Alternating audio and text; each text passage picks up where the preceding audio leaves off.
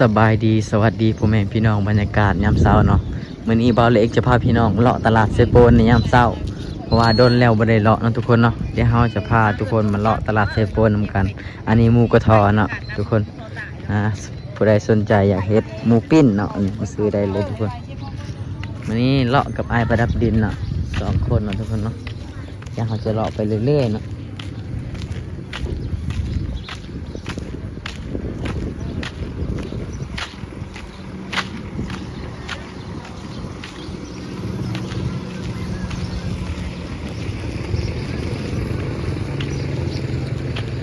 ไปเบิ่งตลาดทำกันเนาะ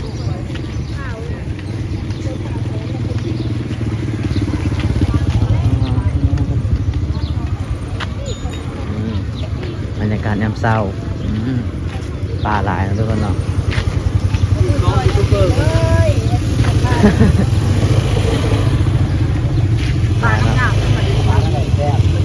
นี่ได้แซ่บนี่ได้ปลาแซ่บมัน นี่ปลาเซ่เนาะหรือว่าปลาน้ำคลองหรือว่า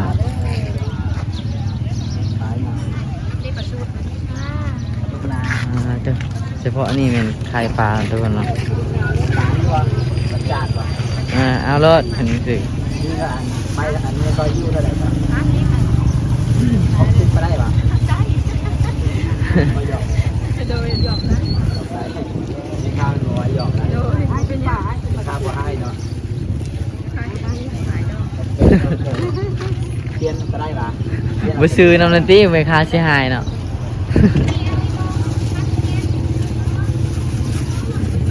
เอาคนเดียวปะ เอาบุญเดียวเดี๋ยวซื้อซอยฮัทยืนนำ โดยยืดดี ไม่น่าจะบันทึกเลยยืนตลอด โดยที่เราพูด ของกินหลายอย่างเลยเนาะวันนี้ไปรับบินชีซื้อของกินไปให้สตีแต่งกินเนาะนี่เนาะคนหลายเลยพี่น้อง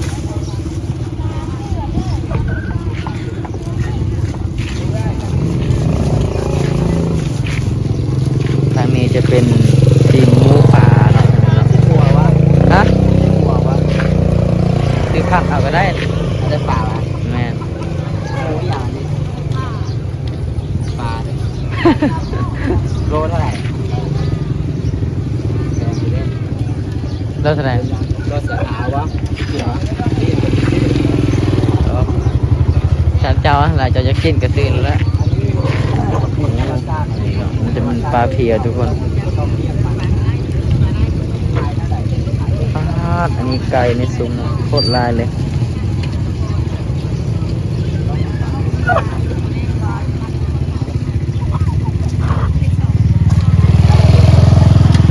อันนี้ห น้อง มู กิน ปลา ก็ไม่ให้ นะ เอาเบิร์อันนี้เป็นอย่างไรจะเอาชิ้นสันปะชิ้นสันดีกว่าข้างข้าง 2 เศษเนาะดื้อ โลเท่าไรเราว่า150,000 โล150,000 ตัวนี้โล4กับ หมูธรรมชาติอะนะโดยที่เขาไม่ต้องเลี้ยงมัน เดี๋ยวครับ ปลา หมูธรรมชาติโดยที่ว่าต้องเลี้ยงเนาะ หมูนี่ ปลา หมูนี่มันอยู่ป่าเลย อ่า มันอยู่ป่า กินเขาให้เขา แต่มันเป็นล็อกเขาไทยเขาเจ้าก็เลยจับมากินเลย หมู หมู ปลา นี่กิ เนาะ นซาลีกับเขาไทยเขาเจ้า เนี่ยไปแล้ว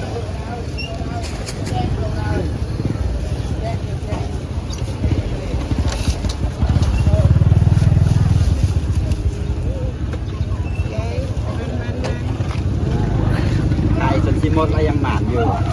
ก็ได้เงินมาน้ำเจ้าได้เงินเอง งั้นเอง อันนี้ลายที่สวยอย่างนี้ แม่แม่ เติมเลยลายยางเลยเนาะของกินนี่ไว้ว่าวเลยทุกคน เอาปลาอีกปะอีกเรื่องปะ ยังไปเบิ่งมาเก็บผักเลย จะเอาปลายังมีแบบว่า ซื้อปลาช่วยแม่เลย ไม่เอาปลาจานเอาเนี่ยเอาปลาอย่าง เอาแล้วแม่ปลาจาดน้ำงามนะ ปลาจานแล้วเอาแล้ว ซอยได้บ้างเป็นโลก็ได้โล30ตัวนี้ นี่ตรงปรากฏ ปลาน้อย ปรากฏอ่า ปรากฏได้ขายเท่าไหร่ 100,000ลูก ติ้วละ100,000 แม่ เขาเจ้าคือว่าขายติ้วละ50,000เมื่อไหร่ ไม่ใช่ได้ อันนี้ก็คือว่า50,000 50,000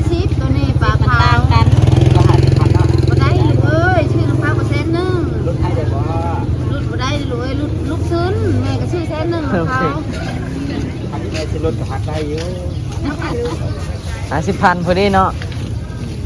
แม่ได้เลย ความหนักมันเท่ากันนะต่อคิวนี่ บ่ได้เลย ไม่ไปเลยว่าคิวมันคือกันนะ คือกันดีแล้วดีมาก ตัวนั้นหนักกว่า นักว่าบ่แม่ก็บ่ได้แน่แม่นั่นนับแต่ชื่อของเขาใหญ่เด้อ มันมาเร่งๆเด้ พอ อ แล้วเราไปซื้อผักเอง ชื่ออย่าง ซื้อผัก ชื่อผักอันนี้พอแล้วเนาะ หลายแล้ว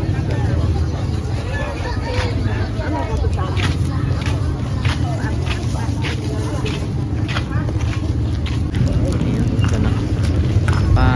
เต้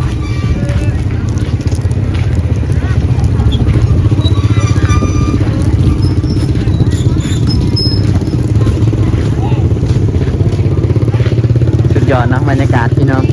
อันนี้บรรยากาศตลาดบ้านๆนะทุกคนเนาะ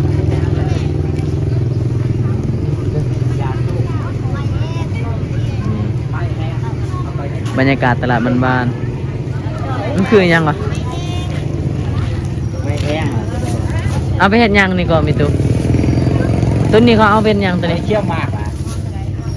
นี่เขาทำชื่อเขาทำชื่อ โอ้โหมันเป็นอย่างครับ มันคือยังไงมันหูเลยเนาะ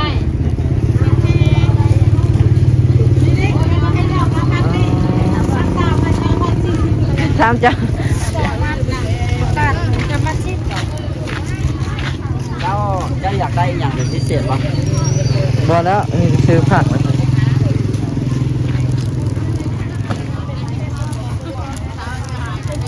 ให้ซื้อข้าวซื้อ ตลาดสดเซโปน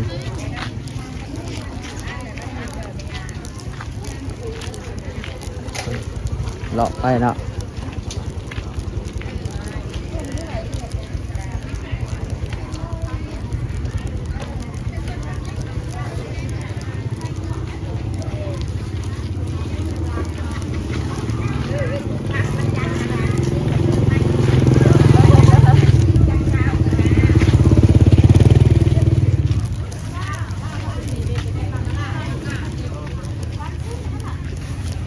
ตอนนี้ก็ซื้อ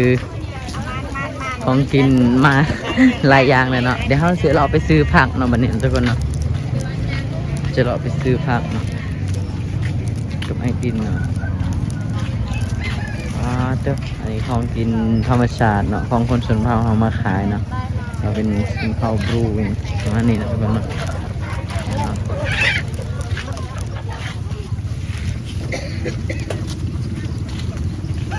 มาชิเถื่อนนี่มาชิเถื่อนไอ้ดิน มะเขือมีแล้วป่ะมะเขือมีแล้วป่ะ ประเภทวะยังเอาซื้อเลยก็ได้ ไอ้ชื่อซื้อตัวก็ได้กล่องก็ได้ให้กล่องกล่องนี้ก็ได้กล่องให้เจ้า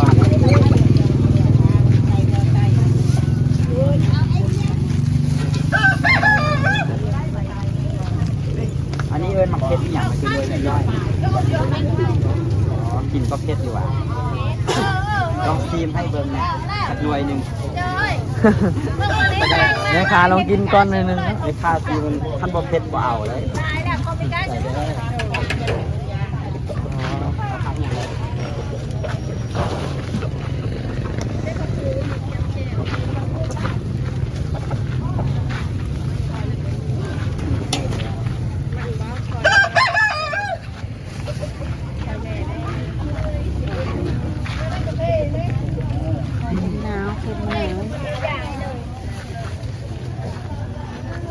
มีเครียดเนาะ ปลาที่เคยเด้อ เอาพักเนี่ยพักเนี่ย ขับรถของพ่อมนี่แหละ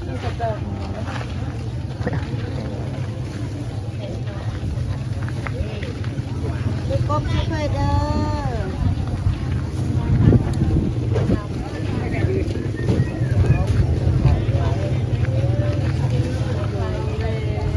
đây phần đường thì lừa vừa nào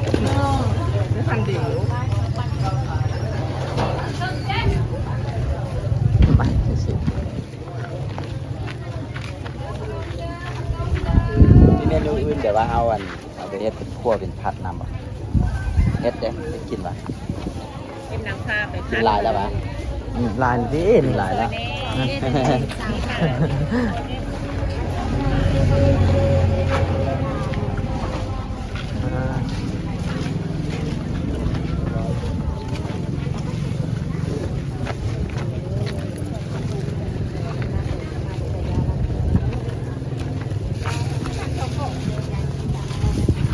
ผมป้อมปะ อ่า มัดเท่าไหร่สักมัดสองมัดปะ มัดหนึ่งก็ได้มัดหนึ่ง2มัดก็ได้ มันก็มีตู้เย็นอยู่ว่าแบบ แม่นมี ใช้ตู้เย็นไป ตะบัวบ่าวบ่ เอาบัวก็เอาปะ เอา อยากน้อยละเดี๋ยวเอาตัวใหญ่เอาปะเอาตัวนั้น เอาตัวใหญ่เอาวะ นี่นี่ตัวใหญ่ตัวนี้ มันบ่ใหญ่ เอาตัวนั้นก็ได้ เอานั่นนะ เอาละ สองมันเนาะเป็นลาบบ่ ได้ละ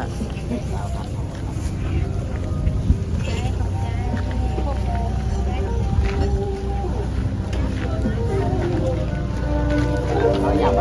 ได้แล้ว เท่านี้ปะ หมดแล้ว แล้วพักอันนี้เขากรอบอากาศหรือเปล่าวะ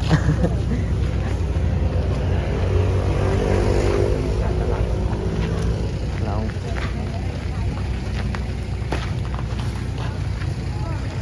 เรียกที่ปลากับแก้วอ่ะ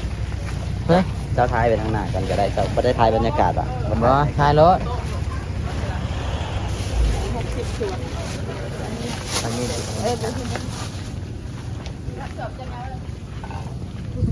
นี่ยังวะ ก็ปีแดงกินมา ได้ละได้ละคือเช่าเลยนะป่ะ แต่มันบ่ตายอ่ะบ่กล้า บ่ตาย นั่นแหละบ่ตายเอาก็เลยบ่กล้าไปเห็น อยากอะไรเลยเนาะ ไป เอาไว้อยากกินไหมอยากกิน บ่ บ้าง ได้ละนั่น บ่กล้าใส่หอย เด็ด ให้น้องขี่เห็ดก็ได้ครับที่กินเอาเห็ดนั่นแหละ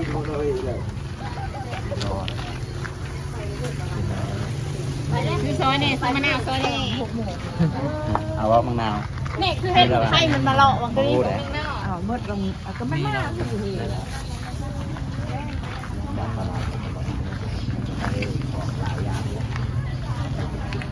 เลาะเป็นเดียวเนาะในข้างไหนอ่ะ พักยืนเปล่าแล้วปะใช่เท่านี้ปะ ผักเอาผักอะไร เอาผักกาดปะ แล้ว ผักกาดน่าเลย ตัวเลยผักกาดบ่ชามันชิดนี่ผักกาดโลนี่มาเลย เอาผักกาดน่าเลยนั่นเหรอหรือว่าเอาล่ะ เบิ่งกัน อันนั้นน่าจะปลูกธรรมชาติ เบิ่งตัวอะไรที่มันปลูกธรรมชาติ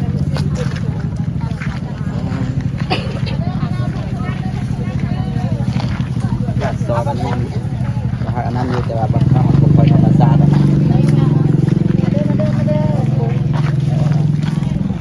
ให้เรากลับไปเลยก็ได้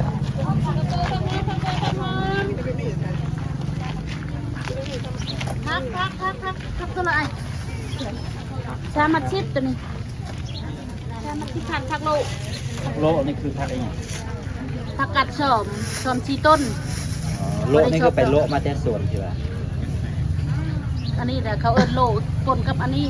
อ๋อ จำแจวลกมาแต่ชนเขาลกมาเตินชื่อเอาอันนี้ก็ชามันชิด อันนั้นมันชื่อน้ำเข่ามา ชื่อน้ำข้าวมด ซื้อน้ำข้าวไป ชื่อน้ำข้าวมด อันนี้เอาไปแจกนะแก้วเยอะ แกงกระแซบ จับสาวพันบ่ 10,000นึง ได้แล้ว พอบ่ พอแล้ว ไปแกงจะมันจะไล่บ่ในเดียวได้นี่ยุบกระพ้นกิน หลายคนเยอะ นี่หลายคนนะมีพอเอาอีกซ้ำเอาอีก10,000 อากาศนี่มันขมบ่หรือว่า บ่คม บุผมเนาะ บ่คม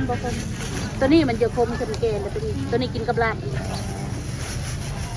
แกงตัวนี้จะแซ่บบ่คม มีค่าในเงินน้อยหลายอยู่บ่ ลายโยลายจะมีลายเลยถอดได้ กันไปยัง ได้ เดี๋ยวไปแจกได้ชนบท ได้ น้อยเป็นไปน้อย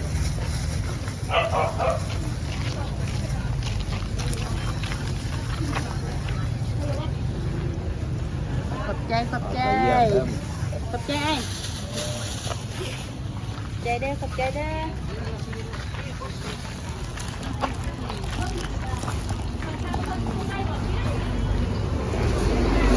ตำนัดเซโปในยามเช้าเนาะตลาด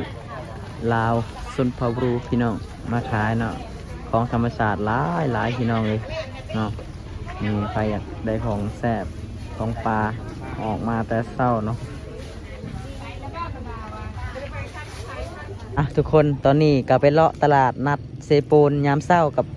ไอ้ประดับดินเนาะเพิ่นที่ไอ้ประดับดินเพิ่นสิซื้อเครื่องไปฝากซาวตี้เนาะเพิ่นว่าสิไปเฮ็ดคอนเทนต์นำซาวตี้ให้ซาวตี้แต่งกินเนาะมื้อนี้เนาะนี่เนาะเลาะมาโคตรได้หลายเลยทุกคนโอ้บ่จักปลาบ่จักชิ้นหมูบ่จักผักเนาะตอนนี้อ้ายเพิ่น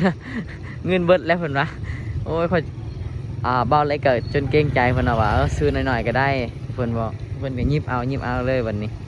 โอ้ยเนาะหนาวแห้งเนาะนี่ต้องกินบักหลายๆเลยทุกคนวันนี้เฮาสิมื้อเฮือนเนาะกลับไปหาซาวตีเนาะเพราะว่าเมื่อวานนี้เฮาแม่นออกเดินทางไกลเนาะออกไปถ่ายคลิปแถวชนบทเนาะอยู่ทางทางเวลาพุ่นล่ะทุกคนวันนี้เฮาก็มาแล้วเนาะเฮาก็พักอยู่เซโปนนี่แหละวันนี้ยามเช้าก็เลาะตลาดมาได้ของกินหลายวันนี้เฮาสิกลับไปเฮือนให้ซาวตีแต่งกินเนาะวันนี้เนาะ